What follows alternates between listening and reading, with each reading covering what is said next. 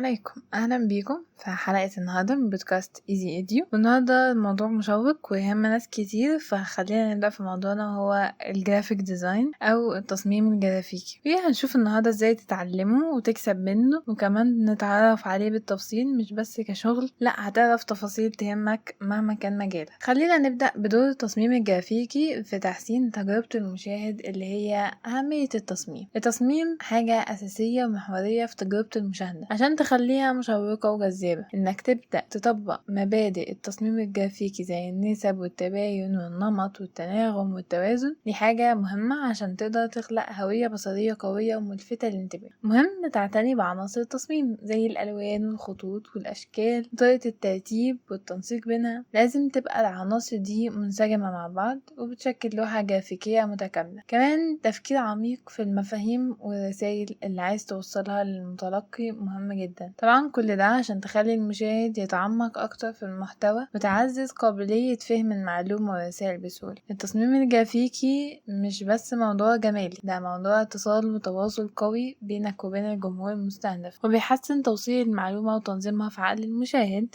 بطريقة منطقية ومترابطة. ده بيحسن تجربة المشاهد ككل وبيزيد ارتباطه عقليا وعاطفيا بالمحتوى اللي بتقدمه. لازم تستخدم كل مبادئ التصميم الجرافيكي دي عشان تخلق هوية بصرية مميزة بالفعل. وخلينا نعرف الحكاية بدأت ازاي وبعدين نتكلم في شوية تفاصيل كده. طبعا التصميم الجرافيكي بدأ بالرسم العادي زي رسم على الكهوف والحاجات دي، وبعدين مع الثورة الصناعية بدأ يبقى فيه منتجات وتسويق، وبدأ التصميم الجرافيكي يتطور بسرعة. وبعدين ظهر التصميم الرقمي زي تصميم الابليكيشنز على الموبايل، تصميم المواقع، وحتى شكل الأجهزة الكهربائية مثلا أو الموبايلات والتابلتس واللابتوب. كل ده مع الوقت بقى يظهر فيه أفكار أكتر للتصميم بتاعه الخارجي والداخلي طبعا. وهنا بتظهر أهمية التصميم في سهولة الاستعمال وكمان جذب العملاء أو المستخدمين. يعني مع التصميم الرقمي بدأت الرسومات المتحركة أو الأنيميشن عشان يلفت انتباه المشاهد أكتر. طب ليه الحاجات المتحركة بتلفت انتباهنا أكتر من الحاجات الثابتة وهتفرق في التصميم معاك جدا؟ لأننا أجيال اتعودت على السرعة والفرجة على الفيديوهات وبنحب المعلومات السريعة، وده أكيد واضح في إن التطبيق الأكثر انتشارا في العالم كله حاليا هو التيك توك. وعشان كده احنا بنحب التصاميم المتحركة وحتى اللي بتدل على السرعة عموما، مش شرط تكون فعلا بتتحرك، بس الرسومات اللي بتدل على الإنجاز والسرعة والحركة بتكون لافتة للانتباه زيها زي اللي بتتحرك بالظبط. ودلوقتي عرفت أهمية التصميم، طب التطبيق العملي للكلام ده هيكون ازاي عشان تحافظ على الرسالة اللي عايز توصلها للمشاهد؟ دلوقتي استخدام الألوان والأنماط البصرية بطريقة متناسقة ومتوافقة كده ليه دور أساسي في تعزيز الرسالة الرئيسية اللي بتوصلها للمشاهد. طبعا كل ما التصميم يكون متناسق بتعمل هوية بصرية قوية وثابتة بتخلي المشاهد يربط المحتوى بالبراند أو العلامة التجارية. ومش بس في البراندنج أو العلامات التجارية والتسويق، لا ممكن التصميم يوصل فكرة ورسالة ويغير فكر ويعمل تأثير كبير قوي فوق ما تتخيل. وعلى فكرة مش لازم تكون مصمم عشان تعرف الكلام ده، الحاجات دي في أي مجال ومهما كان شغلك هتلاقي جزء فيه محتاج شرح. فهتلاقي الرسومات والرموز وكل الأجزاء اللي بتحطها في التصميم بتاعك ليها قوة كبيرة في شرح كل مفهوم ومعلومة معقدة أو بسيطة عايز توصلها، بدل ما تعتمد على النصوص بس. لما بتستخدم الصور والرسومات التوضيحية عشان تبسط المعلومة وتحولها لرسالة مرئية، ده بيساعدك على الوضوح والشفافية في عرض المعلومة طبعا وتوصيلها بشكل أبسط، وبتخليها مفهومة وفي نفس الوقت بتخفف عن المشاهد مجهود الفهم اللي هو الحمل المعرفي على المشاهد. أهم حاجة في تصميم العناصر التفاعلية زي الرسوم البيانية والخرائط إنها تبقى سهلة الاستخدام واضحة للمستخدم. لازم تكون بتخدم الهدف اللي انت عايزه وسهلة الفهم. محتاج تعتني باختيار الألوان والأشكال والتصميم بشكل عام عشان المشاهد يقدر يتفاعل معاها ويفهمها بسهولة. المهم كمان انك تستخدم تقنيات تصميم متطورة عشان تخلي التصميم ديناميكي وجذاب. أهم حاجة لازم تكون العناصر دي بتخدم الهدف بتاعك وبتسهل التعامل مع المحتوى بشكل ملحوظ.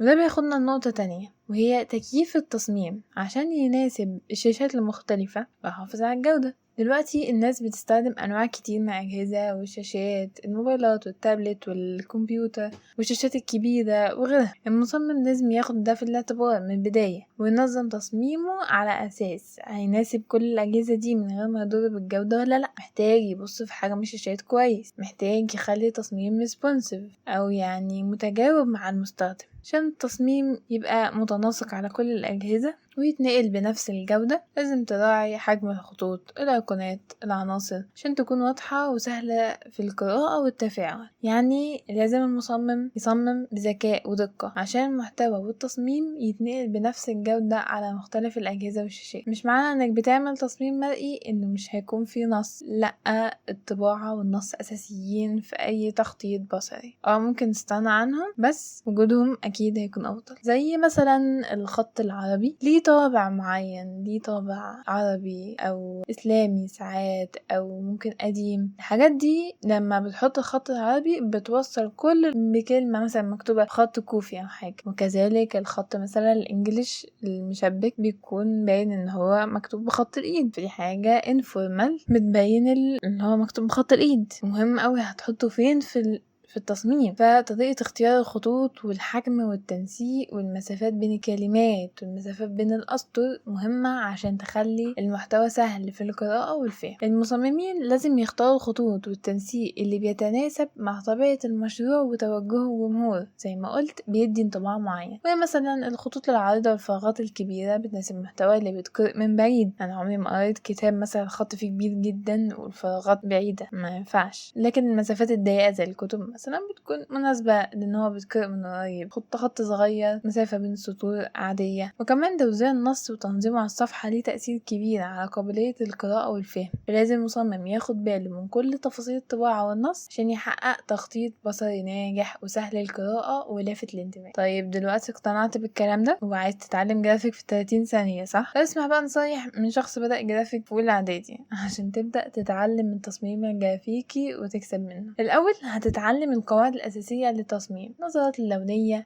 توزيع العناصر، التباين والتوازن. كل الحاجات دي هتساعدك جامد تكون فاهم كل تفصيلة في التصميم اللي بتعمله. وبجد دي اللي بتفرق المصمم من المصمم لأي كلام، اللي هو معرفش مبادئ التصميم هو بس بيستخدم ابليكيشن للتصميم وخلاص. وده لما بتكون عارف الأساسيات بيساعدك تطلع الأخطاء في تصميمك أو تصميم غيرك. تاني حاجة هتتعلم البرامج المهمة زي الفوتوشوب والإليستريتور والإنديزاين. دول أهم البرامج في مجال التصميم الجرافيكي طبعا، بس أنا برشح إنك تبدأ بالأسهل فالأصعب عشان ما تزهقش بسرعة أو تتعب من الموضوع. ممكن تبدأ مثلا بابليكيشن جاهز زي كانفا مثلا، بحسه مثالي جدا في التعليم في الاول لانه بيوفر كل الايقونات وكل الحاجات تستخدمها في التصميم، تقدر تعدل عليها كل ما بتكون ادفانسد اكتر بتعدل عليها. وطبعا مهم قوي المواقع اللي بتديك فكره زي اعمال المصممين غيرك على بيهانس او دربل، دول هيدولك الهام وافكار جديده، ودي حاجه اساسيه في عقليه المصمم. لازم الالهام طبيعي جدا متكونش قاعد كده ويجيلك افكار فجاه، لازم هتشوف حاجات، تاخد افكار، تعمل حاجه اسمها تغذيه بصريه عشان تطلع افكار. لازم تتغذى افكار عشان تطلع افكار. رابع حاجه مارس اللي انت بتعمله على مشاريع صغيره او اعمل تصميمات جديده مثلا لحاجات قديمه عارفها او كانت مصممه قبل كده. دي هتساعدك تحسن اسلوبك وتجمع افكار جديده. زي ما قلت اهم حاجه تجمع اعمالك في مكان واحد، فولدر